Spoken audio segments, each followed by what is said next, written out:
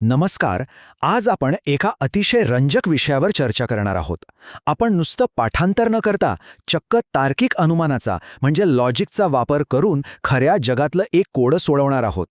गणित म्हणजे फक्त पुस्तकातली आकडेमोड नाहीये, तर ते आपल्या आजूबाजूच्या जगात कसं काम करतं हे बघणं खरोखरच भारी असतं. चला तर मग सुरू करूया. पण पुढे जाण्याआधी एकदा आपली उजळणी करूया. क्वाड्रिलॅटरल म्हणजेच आपला चौकोन. हा शब्द मूळ लॅटिन भाषेतील क्वाड्री म्हणजे चार आणि लॅटस म्हणजे बाजू यावरून तयार झालाय.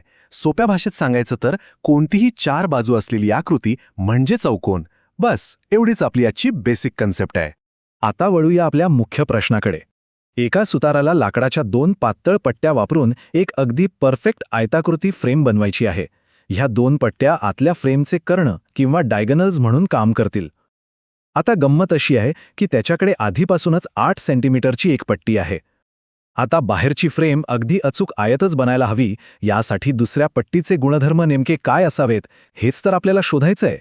हे सगळं एखाद्या गुप्तहेर कथेसारखं नाहीये का? हे कोडं सोडवण्यासाठी आपण याला 3 सोप्या प्रश्नांमध्ये विभागूया. पहिला प्रश्न, त्या दुसऱ्या कर्णाची लांबी नक्की किती असावी?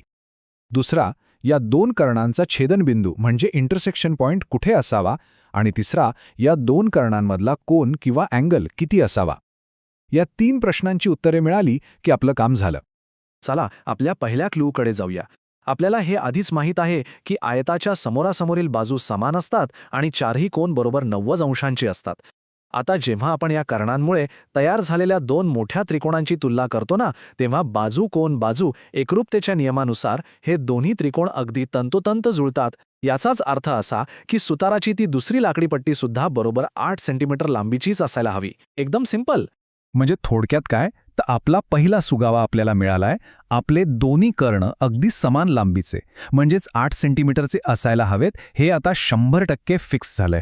आता पुढचा प्रश्न उभा राहतो, तो म्हणजे ह्या दोन पट्ट्या एकमेकांना नेमकं कुठे छेदतील? आता बघा, छेदनबिंदूपाशी तयार होणारे परस्पर विरुद्ध कोण आपण पाहिले आणि 90 अंशांच्या कोपऱ्यांचा वापर करून उरलेले कोण मोजले. तर कोण कोण बाजू एकरूपतेचा नियम वापरून आपण सिद्ध करू शकतो की हे दोन कर्ण एकमेकांना अगदी बरोबर त्यांच्या मध्यबिंदूवर म्हणजे सेंटरला छेदले पाहिजेत. म्हणजेच ते एकमेकांना दुभागतात. आता आपली गोष्ट हळूहळू उलगडत चालली आहे. दुसरा सुगावा आपल्याला स्पष्ट सांगतोय की सुताराला या 8 सेंटीमीटरच्या पट्ट्या अगदी बरोबर त्यांच्या मध्यभागी एकत्र पिन कराव्या लागतील. आणि विशेष म्हणजे हे गणित प्रत्यक्षात किती कामाचं आहे हे इथूनच समजतं. तुम्हाला आश्चर्य वाटेल, पण युरोपमधले सुतार आणि अगदी मोझांबिकमधले शेतकरीसुद्धा घराचा पाया मजबूत आणि अचूक आयताकृती बसावा यासाठी याच कर्णदुभाजक पद्धतीचा वापर करतात. पुस्तकातलं गणित प्रत्यक्ष आयुष्यात कसं जिवंत होतं याचं हे एकदम परफेक्ट उदाहरण आहे.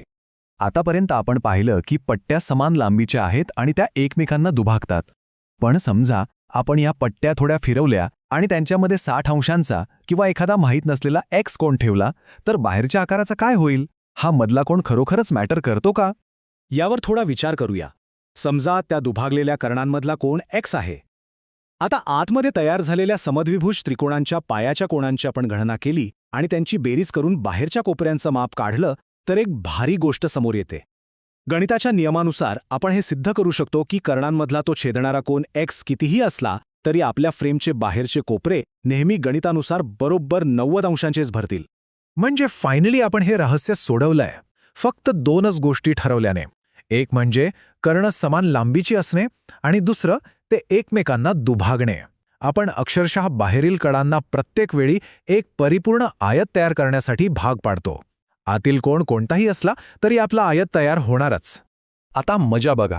सुरुवातीला आपण जी पाठांतराची जुनी व्याख्या बघितली होती आणि आता तपास करून जी नवी व्याख्या शोधली आहे त्यांची तुलना करूया.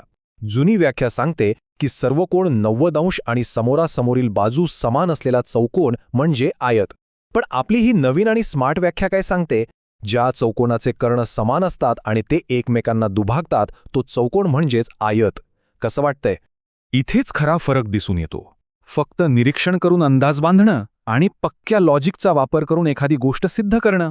नुसत्या निरीक्षणाने आपण फक्त तर्क करू शकतो, पण गणिताचे सिद्धांत वापरून जेव्हा आपण एखादी गोष्ट सिद्ध करतो ना, तेव्हा आपण 100% खात्रीने सांगू शकतो की हा नियम आपण बनवलेल्या 1000व्या आयतासाठीही अगदी तसाच लागू होईल. आता हे स्पष्टीकरण संपवताना मला तुम्हाला एका शेवटच्या प्रश्नावर विचार करायला सोडायचा आहे. आपण ही व्याख्या आणखी थोडी सोपी करू शकतो का?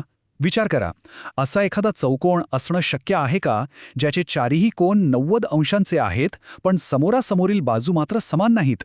केवळ 90 अंशांचा कोपरा असणं हे समान बाजूंची हमी देण्यासाठी पुरेसं आहे का? यावर नक्की विचार करा. स्वतः तर्क लावून उत्तर शोधण्याचा प्रयत्न करा. गणितातली रहस्य उलगडण्याची खरी मज्जा यातच आहे.